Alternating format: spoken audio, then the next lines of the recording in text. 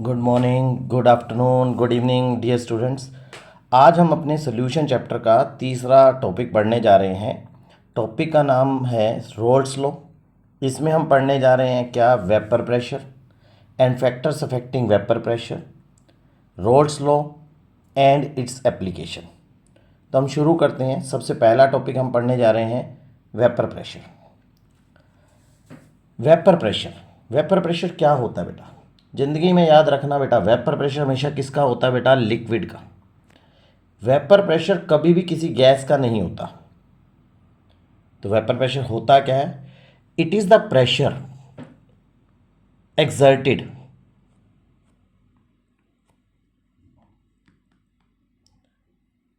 exerted by vapors of the liquid when there is any equilibrium between vapors of the liquid and liquid। देखिए, आपको एक मैंने दो diagram बनाए हैं। तो होगा क्या, सबसे पहले हमने एक सैंपल लिया किसका? लिक्विड का। जैसे ये हीट गेन करेगा तो इसके यहाँ से क्या बनेंगे बेटा? वेपर्स बनेंगे। और क्या होगा? प्रेशर बढ़ जाएगा। धीरे धीरे क्या होगा? वेपर्स की अमाउंट बढ़ती जाएगी और प्रेशर क्या होता जाएगा? बढ़ता जाएगा। तो ये जो दोनों पॉइंट के ऊपर प्रेशर होगा वो वेपर प्रेशर नहीं होगा। वेपर प्रेशर कब होगा? जब एक थोड़ी देर में ये प्रेशर क्या होगा? गिरेगा। और एक पॉइंट आएगा जब ये वैल्यूज क्या हो जाएंगी बेटा? दोनों क्या हो जाएंगी? कांस्टेंट हो जाएंगी। तो इस समय ना तो प्रेशर ऊपर बढ़ेगा ना ही घटेगा।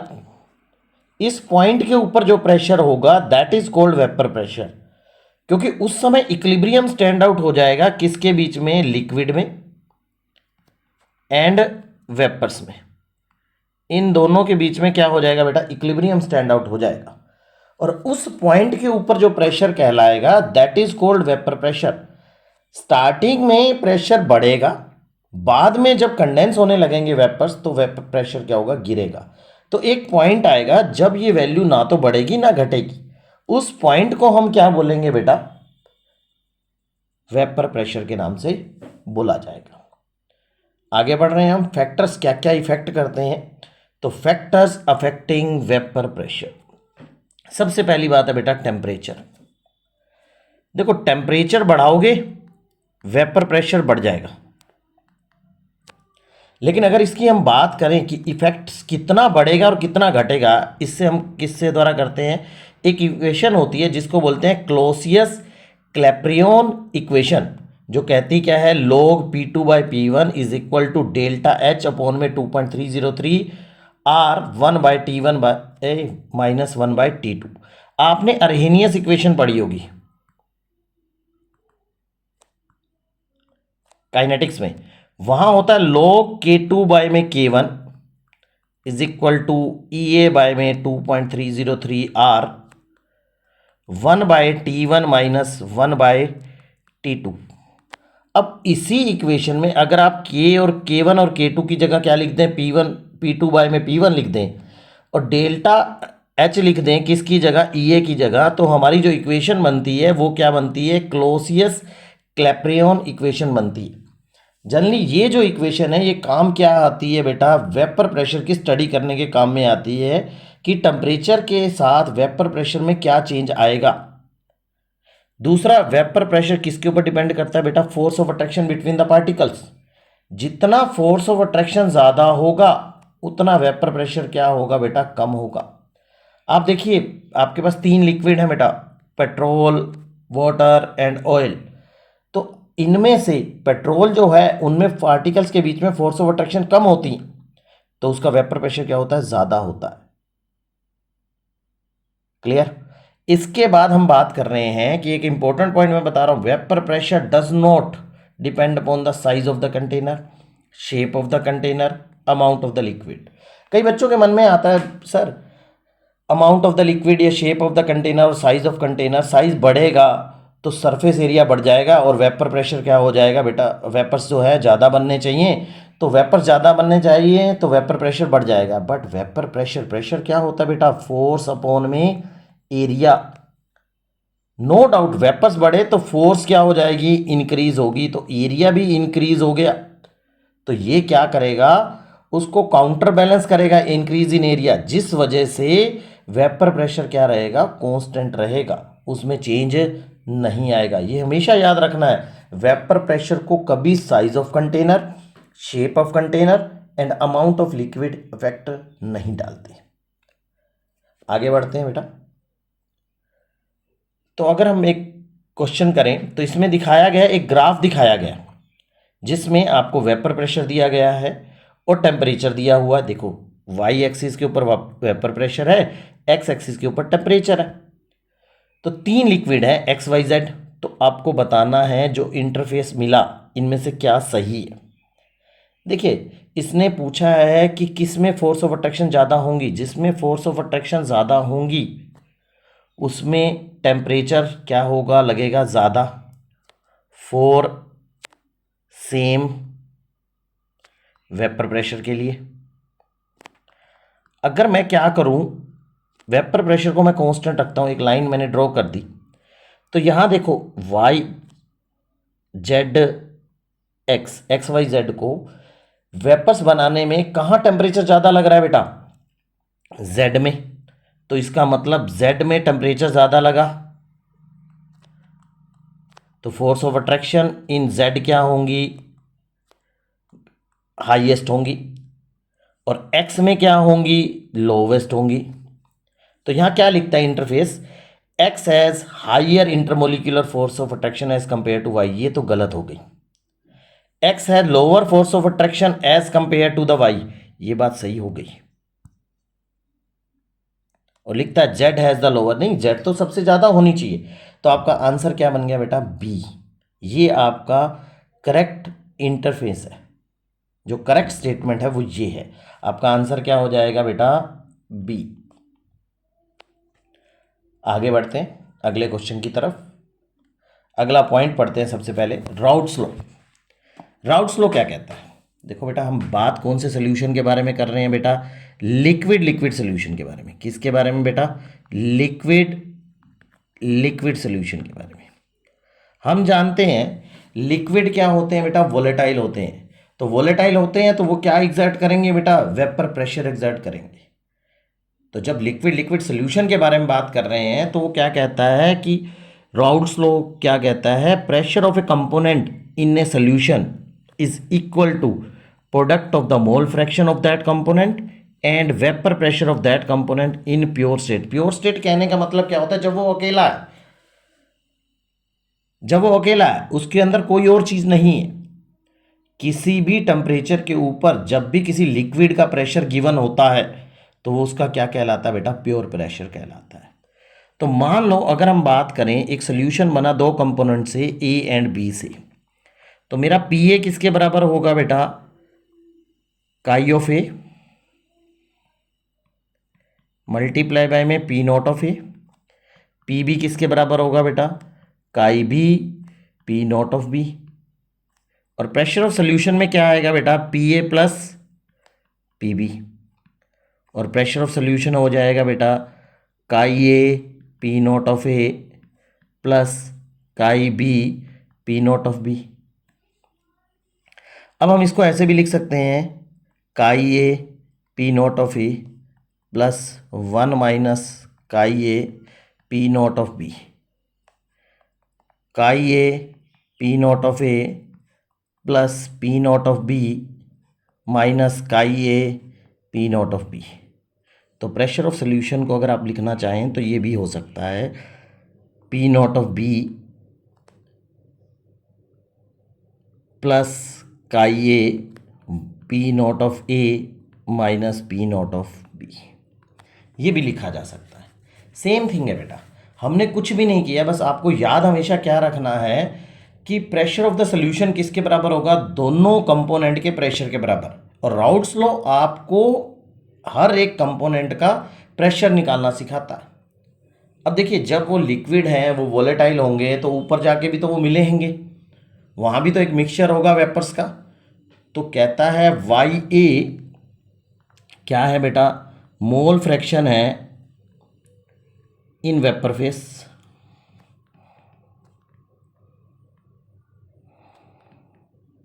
Then Y A is equal to P A by में P total and Y B is equal to P B by में पी टोटल।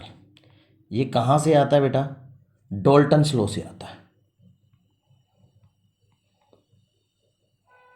क्लियर? आगे बढ़ते हैं। नेक्स्ट पॉइंट है हमारा ग्राफ। अब देखिए ये जो ग्राफ बनाया गया है, इसमें ग्राफ को बनाने के लिए सबसे पहले तो आपको पता होना चाहिए इसमें माना क्या गया है, केस क्या माना गया है। A is more volatile than B, तो इसका मतलब पी ए क्या होगा? ज़्यादा होना चाहिए पी बी से। हम लोगों ने पढ़ा है पी ए किसके बराबर होता है बेटा? Chi A P not of ए। अब काई ए की वैल्यू को क्या रखें? 0 रखें, और फिर इसको बढ़ा सकते हैं कहाँ पे? काई ए की वैल्यू 1 तक ले जा सकते हैं। अगर मैंने क्या किया, आप देखिए ग्राफ में काई ए को 1 रखा है और इसको डिक्रीज करते हुए जा रहा हूँ, तो आपका ग्राफ कैसा बनेगा? इसमें जो स्लोप जाएगा वो आप देखिए, ये स्लोप ऐसे नीचे की तरफ जाएगा। ये देखिए ये जो लाइन है ये किसको बता रही है? प्रेशर ऑफ ए को बता रही है। सिमिलर में पी बी क्या होगा? काई बी इंटू में पी नॉट ऑफ बी होगा। तो ये वैल्यू जो आएगी आपकी, ये इसमें अगर हम काई बी ले रहे हैं 1, अगर काई ए 0 है तो काई बी 1 होगा, और काई बी की वैल्यू क्या हो जाएगी बेटा? अगर काई ए 1 है तो ये 0 होगा। अगर हम बात करें, हमने क्या लिया? काई बी को 0 लिया और काई ए को 1 लिया, तो देखोगे ये लाइन कैसे है? बढ़ते हुए आ रही है। ये जो लाइन है ये किसको दिखा रही है? प्रेशर ऑफ बी बता रही है। और ये जो पॉइंट्स होते हैं, इन पॉइंट्स की क्या वैल्यू होती है? अगर हम देखें तो प्रेशर ऑफ सॉल्यूशन किसके बराबर होता है? मैंने बताया था आपको P not of A chi A P not of B chi B. होगा या नहीं होगा? अब मैंने क्या किया, काई ए को 1 लिया तो काई बी क्या हो जाएगा बेटा? 0। तो पी एस किसके बराबर आ गया बेटा? इसको अगर आप 1 पुटअप कर रहे हैं और इसको 0 पुटअप कर रहे हैं तो वैल्यू आ गई पी नॉट ऑफ ए। तो उस समय जो पी एस होगा, प्रेशर ऑफ सोल्यूशन होगा, वो किसके बराबर होगा बेटा? पी नॉट ऑफ ए होगा। और ये पॉइंट किसके बराबर होगा? अगर आप क्या कर रहे हो पी ए में, अगर क्या कर रहे हो, ये वाली चीज़ उठाइए, पी ए किसके बराबर हो गया? काई A P not of A. तो पी ए किसके इक्वल आ जाएगा? पी नॉट ऑफ ए के इक्वल आ जाएगा, अगर आप काई ए की वैल्यू 1 भर रहे हैं तो पी ए किसके बराबर आ गया? पी नॉट ऑफ ए के। तो ये किसके बराबर होगा बेटा? पी ए को भी दिखाएगा, और ये वाला पॉइंट किसको दिखाएगा बेटा? पी नॉट ऑफ बी को एंड पी बी को। अब इन दोनों पॉइंट्स को जोड़ेंगे तो ये आपको क्या दिखाएगा? प्रेशर ऑफ सॉल्यूशन देगा। तो यही आप देखोगे ग्राफ में यही बनाया गया है। तो यानी एक स्ट्रेट लाइन ग्राफ है, इसमें ऐसी कोई चीज़ नहीं है जो आप लोगों को ढंग से समझ में ना आए। इससे आगे चलते हैं बेटा। रिलेशनशिप निकाल रहे हैं हम किसके बीच में बेटा? Mole fraction in liquid phase and vapour face. अगर हम बात करें लिक्विड फेस में तो पी ए किसके बराबर होता है बेटा? Chi A P not of ए। और वेपर फेस में वाई ए किसके बराबर होता है बेटा? पी ए बाय में P total.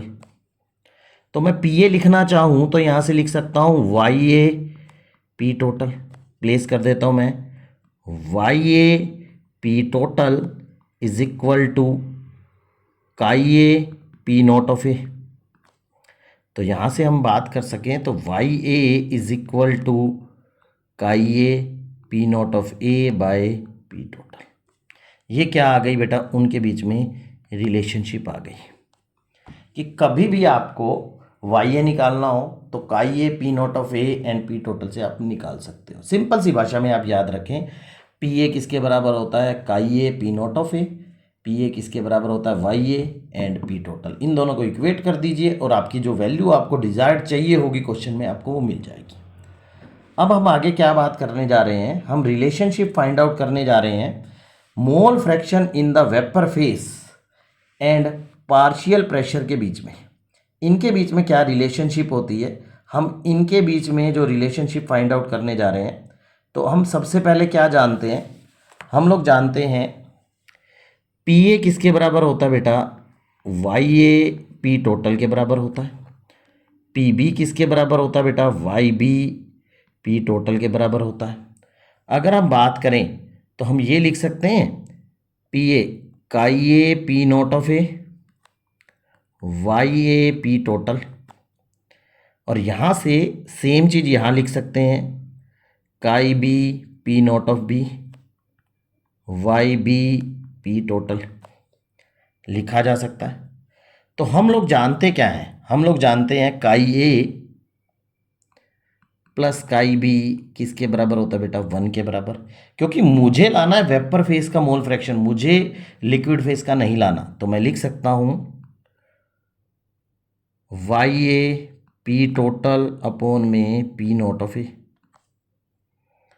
Plus Y B P total upon में P not of B, that is equal to 1। अगर हम बात करें, हम लिख सकते हैं वाई बी किसके बराबर होगा, 1 minus Y B is equal to 1 minus Y A. तो Y A P total P not of A plus 1 minus Y A P total upon में P not of B, that is equal to 1। अब अगर हम इसको solve करें तो ये बन जाएगा Y A P total by में P not of A plus 1 by P not of B minus Y A P total upon में पी नॉट ऑफ बी। ये किसके इक्वल आ गया बेटा, 1 के इक्वल। हम लिख सकते हैं 1 by P not of B plus हम कॉमन ले लेते हैं Y A and P total, ये कॉमन ले लिया, ब्रैकेट में बचा 1 by P not of A minus 1 by P not of B, that is equal to 1। तो हमारा पास यहाँ पे वैल्यू क्या आ जाएगी बेटा, 1 by P not of B plus Y A 1 by P not of A minus 1 by P not of B, that is equal to 1 by P total. अगर मैं graph draw करना चाहूँ किसके रिस्पेक्ट में, 1 by P total that is your on Y axis, ये mole fraction ये आपका हो गया एक्स एक्सिस के ऊपर, देन ये आपका स्लोप हो गया और ये आपका इंटरसेप्ट हो गया। तो ये क्या बन जाएगी, एक स्ट्रेट लाइन ग्राफ बनेगा जो आप देखेंगे आगे आपको दिखाया गया। देखिए इसमें मैंने क्या ग्राफ बनाया है बेटा, यहाँ मैंने बनाया है A is more volatile than B, तो इसका मतलब पी ए ज़्यादा होगा पी बी से, तो 1 बाय पी ए क्या हो जाएगा बेटा, लेस देन हो जाएगा 1 बाय पी बी से। तो आप देखिए इस पूरे ग्राफ में आपने वाई ए की वैल्यू को क्या ले लिया बेटा, यहाँ पे 0 और यहाँ लिया 1।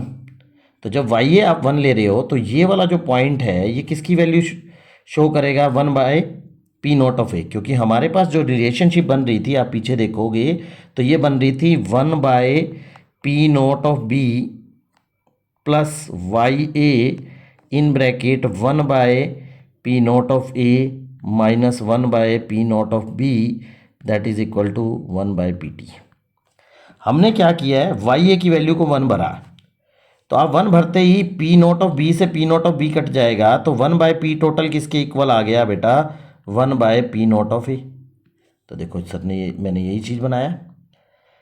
अगर आपने वैल्यू क्या भरी, Y B is equal to 1 भर दी, तो वाई ए 0 हो गया, तो 1 बाय पी टोटल किसके इक्वल आ जाएगा, उस केस में 1 बाय पी टी किसके इक्वल आ जाएगा, 1 by P not of B. ये कब लिया, जब आपने वाई बी को क्या लिया है बेटा, 1 लिया है, और यहाँ वाई ए को 1 लिया है। तो देखिए यहाँ पे ये पॉइंट आ गया, इन दोनों को जोड़ देंगे, ये एक स्ट्रेट लाइन आ गई, और ये स्ट्रेट लाइन में ये आपका स्लोप हो गया। क्लियर है। और इसके साथ में एक ग्राफ तीसरा और बनाया मैंने। अब मैंने क्या किया है, इसको चेंज किया है। अब मैंने पहले ग्राफ बनाया था 1 बाय पी टी के कोरस्पॉन्डिंग में, अब मैं क्या बता रहा हूँ बेटा, इसका इन्वर्स कर दीजिए। स्ट्रेट लाइन का इन्वर्स क्या होता है बेटा, पैराबोला होता है, तो ये ग्राफ आएगा पैराबोलिक। और ये जो हमने पीछे 2 टॉपिक, ये टॉपिक पढ़ा, relationship between mole fraction in the vapour face and the mole partial pressure, ये खाली आईआईटी एडवांस के लिए ही यूज़ होता है और कहीं यूज़ नहीं होता। तो प्लीज़ अगर आप आईआईटी एडवांस में देख रहे हैं या आईआईटी जेई मेंस में देख रहे हैं तभी आप इस टॉपिक को करें। अगर आप नीट के स्टूडेंट हैं तो आप इसको करने की ज़रूरत नहीं है। आगे बढ़ते हैं, कुछ क्वेश्चंस हैं। तो सबसे पहला क्वेश्चन आप देखेंगे, आपके पास क्वेश्चन है, benzene and toluene form nearly ideal solution at 20 degree Celsius, vapour pressure of the benzene is 75 torr and toluene is 22 torr. आपको ये जो वैल्यूज़ दे रखी ना बेटा, मैंने बताया था किसी टेम्परेचर के ऊपर दोनों की अलग अलग वैल्यूज़ दे रखी हैं, तो इसका मतलब ये आपको प्योर प्रेशर दे रखा है किसका, बेंजीन का, that is 75 torr. P not of toluene दे रखा है, ये टी टोलीन के लिए लिखा जा रहा है, 22 टोर दे रखा है। आपको क्या निकालना है, पार्शियल प्रेशर निकालना है बेंजीन का, यानी कि मुझे पीबी निकालना है। तो पीबी क्या होगा, बेंजीन का mole fraction into P not of benzene. अब मुझे पी नॉट तो दे ही रखा, तो मुझे काई भी निकालना है। इसका मतलब अगर मैं निकालूं तो number of moles of benzene क्या होंगे, mass of the benzene, mass of benzene दे रखा है 78 ग्राम। देखिए 78/78, तो नंबर ऑफ मोल्स कितने आगे बेटा, बेंजीन के 1 आगे। और टोलीन के कितने आगे, नंबर ऑफ मोल्स ऑफ टोलीन, इसका मास दे रखा है 46, इसका मोलर मास होता है 92। तो आप इसको सोल्व करेंगे तो ये 1/2 आ गए। तो मोल फ्रैक्शन ऑफ काई बी ऑफ बेंजीन कितना आ जाएगा, 1/1.5, दैट इज इक्वल टू 2/3। अब सोल्व कर दीजिए, P B is equal to 2/3 into में 75, 25, 50 टोर। तो आपका आंसर क्या हो गया बेटा, फर्स्ट। अब सेकंड क्वेश्चन की तरफ बढ़ते हैं। लिक्विड्स ए एंड बी क्या बना रहे हैं बेटा, आइडियल सोल्यूशन बना रहे हैं। ये बताया गया, पहले से ही बता देगा आपको कि आइडियल सोल्यूशन बना रहा है। इक्वीमोलर है, इक्वीमोलर है तो काई ए की वैल्यू क्या हो जाएगी बेटा, 1/2, एंड काई बी की वैल्यू भी क्या हो जाएगी, 1/2। क्योंकि अगर हम दोनों का एक एक मोल माने तो मोल फ्रैक्शन क्या बन जाएगा, दोनों का 1/2 बन जाएगा। तो प्रेशर हैज, इसका जो सोल्यूशन का प्रेशर दे दिया 45 टोर दे दिया गया। At the same temperature new solution बनाया गया, उनके मोल फ्रैक्शन थे काई ए एंड काई बी, हमें नए के लिए निकालना है। और वेपर प्रेशर ऑफ सोल्यूशन कितना हो गया, उन केस में 22.5 टोर हो गया। वैल्यू ऑफ काई ए एंड बाय में काई बी निकालना है आपको न्यू सोल्यूशन के केस में। आपको क्या दे रखा है, पी नॉट ऑफ ए दे रखा है, that is 20 tour.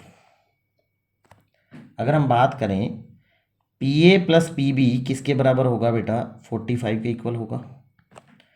1/2 of P not of A, 1/2 P not of B, ये किसके बराबर आ गया बेटा, 45, ये 10 हो गया। तो पी नॉट ऑफ बी की वैल्यू आ गई बेटा 35 इंटू में 2, and P not of B आ गया आपके पास 70 टोर। ये 70 टोर आ गया आपके पास। अब मैं कहता हूं मुझे कंपोजिशन निकालनी है केस 2 में। अगर हम लिखें पी नोट है आपके पास 20 इंटू में काई ए प्लस काई बी को लिख दिया 1 - काई ए, इसकी वैल्यू लिख दी 70, तो ये आ गया 22.5। तो ये अगर हम इसको सोल्व करें तो 20 काई ए प्लस 70 माइनस 70 काई ए, दैट इज 22.5, माइनस का 50 chi A is equal to 47.5 negative, and chi A is equal to 47.5 divided by 50, that is equal to, अब इसे सोल्व करेंगे तो ये बन जाएगा 0.95। वेयर एज काई ए कितना आ जाएगा, काई बी आ गया आपके पास कितना, दैट इज 0.05। तो हमें रेशो पूछा था, काई ए बाय में काई बी का रेशो पूछा गया। तो काई ए आ गया आपके पास 0.95 और काई बी आ गया 0.05। तो आप इसे सोल्व कर दोगे, आपका आंसर क्या आ जाएगा बेटा 19। तो ये आपका आंसर बन जाएगा। नेक्स्ट क्वेश्चन देखते हैं।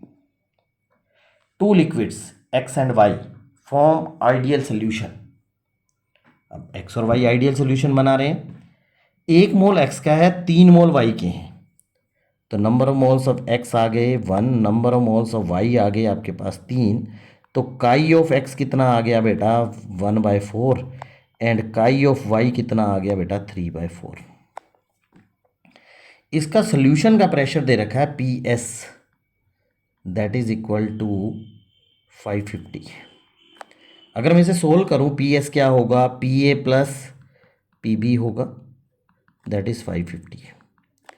1/4 P not of A plus 3/4 P not of B.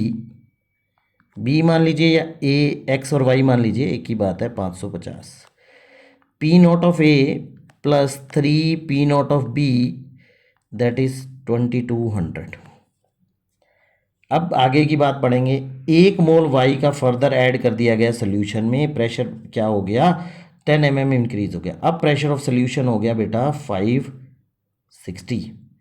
But why का 1 मोल ऐड करने से तो number of moles of X हो गए बेटा 1 and number of moles of Y कितने हो गए बेटा 4। तो काई ऑफ एक्स कितना हो गया 1/5 एंड काई ऑफ वाई कितना हो गया 4/5। तो हम लिख सकते हैं 1/5 P not of A plus 4/5 P not of B, that is equal to 560। तो P not of A plus P not of B 4 P not of B, that is 2800। इसको सोल्व कर दीजिए। 2 लीनियर इक्वेशन आपके पास बन चुकी हैं। इसको solve करेंगे तो आपके पास वैल्यूज़ आ जाएंगी plus minus minus plus minus. तो पी नॉट ऑफ बी की वैल्यू आ गई आपके पास 600। और जब आप इसको प्लेस करेंगे पी नॉट ऑफ बी को, तो पी नॉट ऑफ ए की वैल्यू कितनी आ जाएगी बेटा 400 mm ऑफ एच डी। तो आपका आंसर हो गया बेटा सी। अगले क्वेश्चन में चलते हैं। M and N form ideal solution. Vapour pressure of M and N are, vapour pressure यानी कि मुझे क्या दे रखा है, पी नॉट ऑफ एम दे दिया 450 and P not of N दे दिया गया कितने 700। करेक्ट स्टेटमेंट बनानी है मुझे। अगर मैं बात कर दूँ इसके अंदर, तो मैं जानता हूँ काई ए पी नॉट ऑफ ए किसके बराबर होगा बेटा, पी टोटल इनटू में वाई ए। तो हमें मोल फ्रैक्शन चाहिए किसका, ए की जगह हमारा एम चाहिए। तो मैं रिलेशनशिप बनाता हूँ। तो अगर हम बात करें, ए की जगह हम भर देते हैं M, P not of M P total Y of M. मैंने लिखा काई ऑफ एम बाय में Y of M is equal to P total P not of M. Similar way में मैं लिख सकता हूँ chi of N Y of N P total by में P not of N. एक दूसरे से डिवाइड करेंगे तो बन जाएगा काई ऑफ एम बाय में काई ऑफ एन इनटू में वाई ऑफ एम, ऊपर क्या आ जाएगा बेटा Y of N. P total से पी टोटल कट जाएगा तो P not of N divided by P not of M. अगर हम इसकी देखें पी नॉट ऑफ एन, इसकी वैल्यू है 700, इसकी वैल्यू है 450। तो हम लिख सकते हैं chi of M is equal by में chi of N is equal to, इसको आप सोल्व करेंगे तो ये बन जाएगा 14/9 ऑफ किसका Y of M and Y of N. आप देखिए एक बड़ी फैक्टर से आप इसको मल्टीप्लाई कर रहे हैं तब ये इसके इक्वल आ रहा। तो इसका मतलब क्या है, chi of M by chi of N वो ग्रेटर देन होगा किससे, Y of M by Y of N से। क्लियर। यहां हम अपने टॉपिक को विराम दे रहे हैं। अगले वीडियो में मिलेंगे, तब तक के लिए goodbye. Thank you, have a nice day.